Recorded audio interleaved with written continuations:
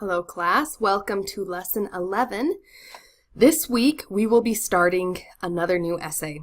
This is actually our final essay this semester. It is the personal essay, and it's actually my favorite. It's a really wonderful experience in my opinion. So this week we will be having our normal assignments. I do want to remind you briefly that when we post on the discussion board about the reading assignments, it can be easy to start to just summarize the readings in response to the discussion board prompts, since all of them are creative pieces and it can be fun just to talk about what happened in them.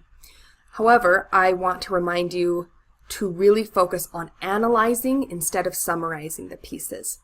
So here it wants you to identify at least 3 parts in the essay that exemplify some of the elements or characteristics of personal writing, and to show me how it's demonstrating that part. So really make sure you understand these pieces of personal narrative by reading the elements of personal essay, and make sure that you can comment on how the reading is demonstrating this part of a personal essay instead of just summarizing what happened, okay? And we'll be talking about that more in the discussion boards. I'll help you out in the Read Me First posts and in my comments. But I really look forward to analyzing these pieces. The more we're able to look at how these pieces work, why they work, how they're using these different elements, the better we will be able to write our own personal narratives. So that should be exciting. Well, I'm excited for that. So let's dive into the assignment itself. This essay will be similar to the last essay in that we will take 3 weeks to write it. The first week we will turn in an outline on Saturday. So you don't need to turn in a draft this week, just an outline on Saturday. And remember to write an outline, not a draft, because part of the assignment is learning to write an outline, okay? And then next week we will turn in our rough draft, and the following week we will turn in our final draft. So let's look at the outline instructions. This instruction sheet can be a little confusing. It tells you what the personal essay is first, which is great, but remember we're not writing a draft, so you don't need to follow these instructions quite yet. And then down here, it asks you to read the rubric and to write an outline. And it even gives you ideas for pre-writing, which I will go over in just a second. But I just want to point out that down here at Lesson 11 Assignment Explanatory Outline is the actual assignment for this week. This is where it asks you to write the explanatory outline, and it gives you an example of what this explanatory outline looks like. And I think they've done a great job with this outline here. It's got all of the elements that the rubric asks for. I just want to go over the rubric very briefly to show you how that outline is fitting in well with it. So here, this rubric is asking that, let me zoom in so you can see it a little better, that the paper contain a clear personal experience or a couple closely related experiences and observations or reflections on how those experiences relate to a larger theme or truth. Okay, this is the most important part of the rubric. A lot of people end up choosing a very large experience, like a mission, and they want to describe the whole 2 years in the personal essay. That doesn't work. Notice it wants a clear personal experience, so one experience, or a couple of closely related experiences. So that's like 1 to 2 very concise experiences. We're talking about moments here that you're describing, not years, not months, not weeks, but very close moments, okay? You need to be able to give a lot of support and detail. It wants description. So we worked on that in our This I Believe essay. If you remember all those weeks ago when we did that, if you did not get the score you wanted on that paper, go back, listen to the feedback that I made for you, and follow that advice, because on the This I Believe paper, we also focused on description, and I gave you feedback on how to be more descriptive and how to make your story flow well in that paper. So all of that feedback is closely relevant to this personal essay. So I'd recommend you listen to that feedback again. So this is the main part I want to focus on in the outline. You need to make sure that you have only one or two small experiences to talk about, small meaning time-wise small. You need to reflect on how those experiences relate to a larger theme or truth. This means the essay needs to have a point. There needs to be a reason you're sharing these experiences with us. This point to the essay is the thesis. Okay, so let's go back down to the outline. It will make more sense now that we've looked at the rubric. In the outline, it wants you to have your thesis first, and that's just how we did it in the persuasive essay. We listed our thesis at the top. So the thesis is the point of your paper, and this person for their outline said, I know that sometimes I will be asked to overcome trials and sometimes I will be asked to endure. By turning to the Lord, I can learn to do either one well. So this is the point of the essay, the reason that they're going to share their experiences. Now, you do not have to write your thesis in the first paragraph of your draft of your personal essay. That makes it very different from the persuasive essay. In the personal essay, the thesis is sort of interwoven in the experiences. It slowly becomes manifest, though you want to talk about it more plainly in the last paragraph or the conclusion. So don't feel pressured to put this in that first paragraph. You can let it develop throughout the story if you want. All right. But you need to know for yourself what your main point is so that you can make sure you're sharing the relevant parts of the experience, the parts that will help us understand this main point. So now, in this outline, notice that the writer lists specific events that they want to share. The first point is, I will start by briefly explaining how my roommate committed suicide. So that's a very specific experience that they will share. I will explain how my motto up to that point had been, I will succeed because of, not in spite of trials. Then I will explain a little while why this trial, that's a typo, then posed such a great problem with that motto. So notice they're sharing an experience. This is where some description and detail can be used. And then they are reflecting on that experience here. And that's what the rubric asks for. It asks that you give experience with description and then observation or reflection on how those experiences relate to the thesis. And that's what they've planned for in their outline. That's why outlines are so useful. You can get it in your head. What part of the experience do I need to share?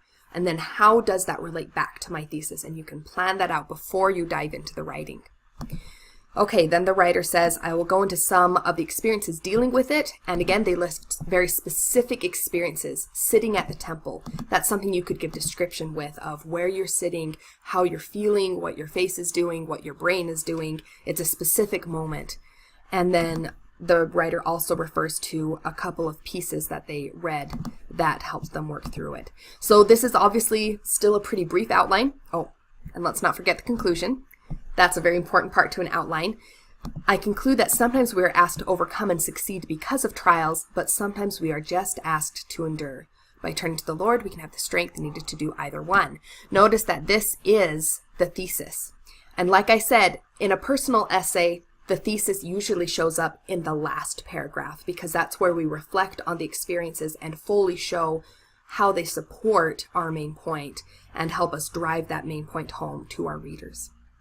So this is a good example of an outline. And again, it doesn't have to be super detailed, but make sure that you're planning for specific events that you want to give description and detail about, and then parts where you're going to reflect on those specific events, and especially in the conclusion.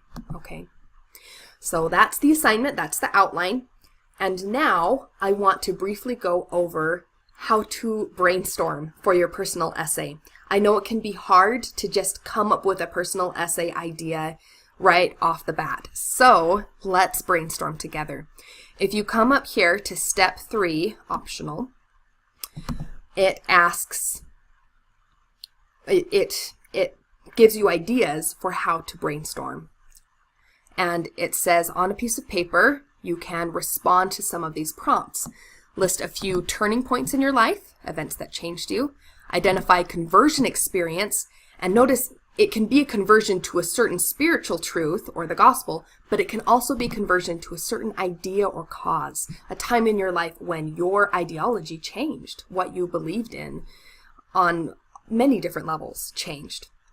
Or identify a difficult or complicated life experience you have not quite made peace with or that you do not quite understand. And this can be a scary one to approach because we're usually a little uncomfortable talking about things we aren't sure of, things that are still complicated or painful for us. But if you feel ready, I would actually encourage you to let yourself explore some of these events. A personal essay can be better than therapy in a lot of ways because you get to explore something one-on-one with yourself where you're not afraid of anybody judging, of anybody hearing. You can just pour it all out, and then you can begin to make sense of it. You can draw out a why. Why did this happen? What greater point can there be from this event? And it can be a very healing process. At least in my life, it has been a very healing process, very beautiful for me. And that's why this is my favorite genre of essay and why I enjoy writing in it so much. So there's some ideas of how to brainstorm. And if we come over here, here's my brainstorm. I went ahead and listed those 3 prompts that it had: turning points, conversion experiences, and difficult or complicated life experiences. So for turning points, I thought, okay, choosing to go on a mission, that was a big turning point. Teaching in Thailand was a big turning point. Getting married, having my first child, running my first 10K. These were all moments where my life changed course in some way. I listed some conversion experiences. I remember when I visited Cambodia and saw the different types of poverty that there could be in the world, and I became converted to contributing to a larger cause. And then I remember when my family attended my wedding and I realized that we did truly love one another even though we had such different religious perspectives. So I was converted to the idea that a family really can be unified even when they have such differing ideas. So there are some of my conversion experiences, and then I list difficult or complicated experiences, like when my dad got sick while I was on my mission and I didn't have time to process that or think about that. So there's some ways to brainstorm. I encourage you to really give yourself time to do this. Let yourself mull over these different experiences, and it can be really amazing what we find. And then once you've listed those, you can ask yourself about each of these experiences. Why is this important to me? Why do I still remember this? That can be an interesting question. Why is this stuck in my brain? What about it is still bothering me or still important to me? How did this change me? So what? What might others take from this experience? These last 2 questions is where we start to formulate a thesis in the back of our minds. We start to see, oh, this experience is important to me because I learned how to sacrifice. So maybe my thesis would be hard experiences teach us how to sacrifice. Or maybe I think, what might others take away from this experience? And I think, well, maybe that hard things don't always come at a convenient time, but we can still grow from them. I don't know. Maybe that's what I took away from my dad getting sick on my mission. So this, like I said, this is where you start building your thesis, and this is also where you start to realize which experience you're ready to write about, the experience that you want to delve into and make into an essay. And I did that. I went ahead and selected the experience of my family attending my wedding. That's still something that sticks out in my mind, even though it's been, several years since then. And I went ahead and wrote an outline.